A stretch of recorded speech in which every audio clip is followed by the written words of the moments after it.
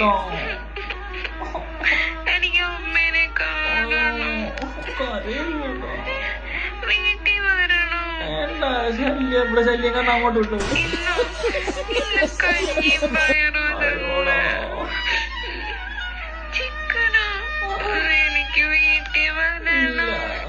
വരല്ലേ? ഞാനില്ലാത്തോണ്ട് നീ അവിടെ കിടന്നങ്ങ് സന്തോഷിക്കല്ലേ? വേണ്ട.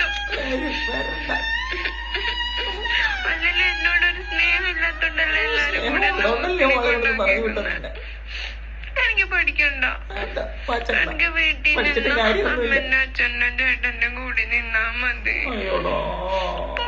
നാളെ ചോറിനുള്ള പരിപാടിയില്ല. ഇങ്ങോട്ടൊന്നും വരണ്ട, വീട്ടിൽ പോകും. ഇവിടെ വേണ്ട, നമുക്ക് വേണ്ട.